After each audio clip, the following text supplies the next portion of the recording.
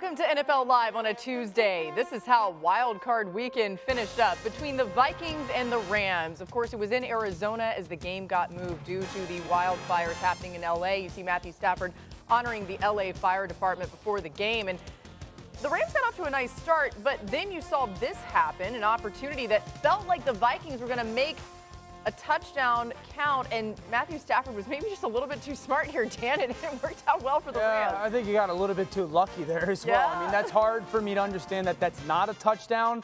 It gets overruled, and it's a massive break for the Rams. Said he made a pass there, but either way, you see Sam Darnold just dealing with that Rams defense the entire night. A huge play to continue to show the dominance of the Rams. Yeah, the defensive line, the plan, the way they executed was fantastic. Witherspoon with a little bit of like a chip delay pressure there.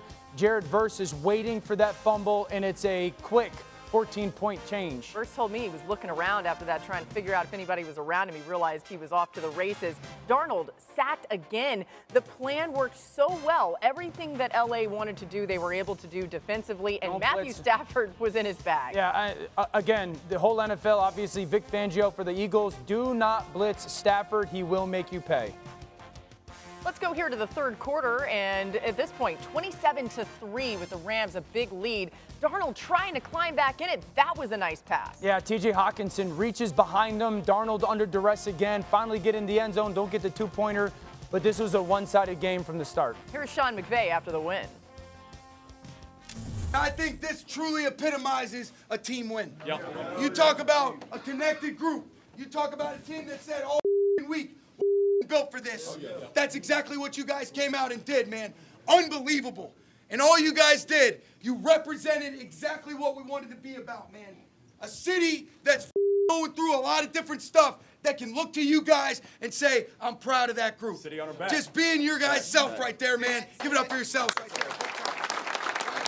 Oh, I have chills. It's pretty special to see what the Rams were able to do, certainly as their hearts were with LA the entire week. The Rams defense put up a monster team effort on Monday. We just showed you the highlight, but they had 20 players finish with at least one tackle, 8 of them getting tackles for loss. 12 Rams had at least one pressure on Darnold. They generated 23 pressures total. That's the most Darnold's faced in his career. And 8 Rams had at least half a sack, the most in a playoff game since individual sacks became an official stat in 1982. I'll add one more. The Rams' 9 sacks is a playoff record for their organization. As we welcome you to the show, Dan Orlovsky, Andrew Hawkins, Marcus Spears here. Dan Graziano is here a little bit later on with some news. The wave means we can really get it going.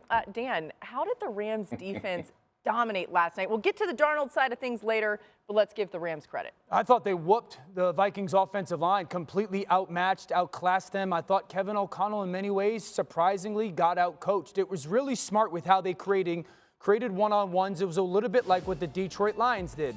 Wide defensive tackles, super wide defensive end. The linebackers walked up over the center's head. He's just occupying time.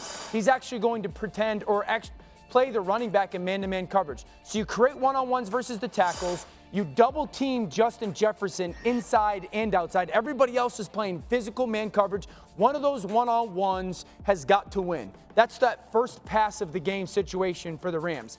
The second thing is, I love the anticipated stuff. Under center, what do the Vikings love to do? Run the football or go play action. 5 defensive linemen, but the cut split up top tells the corner, hey, this is how they're going to be run or play action. We call this cat trigger, cat corner. You become the blitzer. Nobody accounts for him. He's completely untouched, and there's no way to get the ball down the field by Sam Darnold. The fumble return for the touchdown, another brilliant opportunity. This is diabolical. 3 D linemen with their hands in the ground. Verse standing up. The linebacker walked up. What does that do? Again, create one-on-ones. Here comes the nickel pressure off the top of the screen. Both the Verse and the linebacker drop, and then Witherspoon's just hanging. Once he sees Hawkinson chip, he's the trigger guy because the nickel is going to be picked up by that back, and they're off to the races.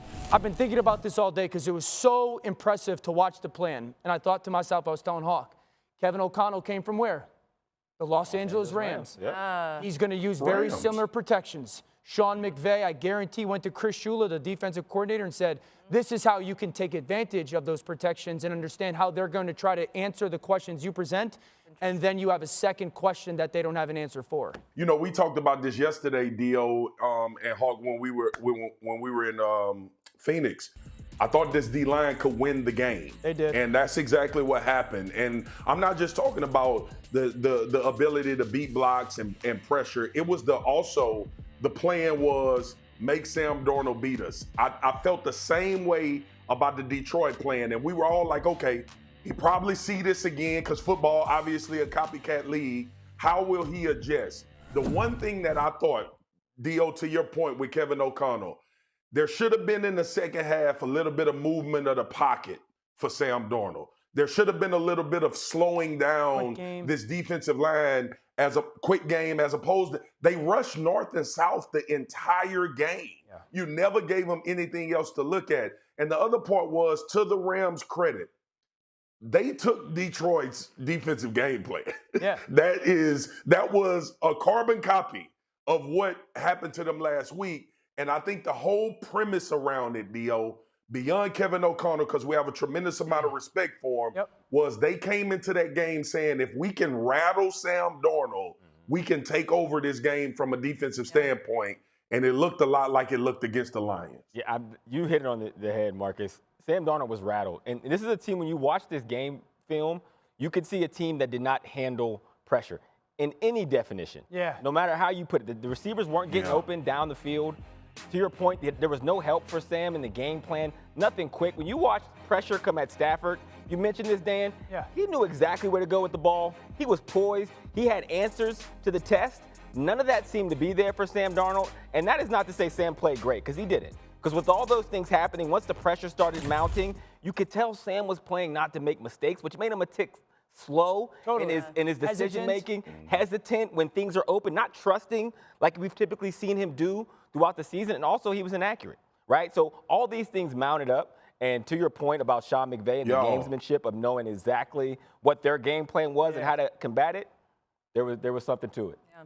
Hawk, to your point, bro, and it feel like I'm piling on. The throw to Hawkinson for the touchdown was awful. Yeah. Like, and that was one of those opportunities where he had to actually pinpoint the football. I looked at that game and felt so bad for Sam Darnold, not only from a coaching perspective, but they threw the book out there that you could rattle him. And for the second time in a row, we saw him not be able to respond in that situation. Okay, we will talk more about Sam Darnold later on in the show, so stay tuned for that. Also, it is worth reminding people how good Matthew Stafford was. The credit goes to the defense, certainly, but I don't want to leave this without saying Stafford was amazing. Stafford was Stafford. And if he can keep that up, I don't know, watch out for this team in the playoffs. They'll play Philly. We'll see if they can advance beyond that, but he probably has eyes on Detroit, too.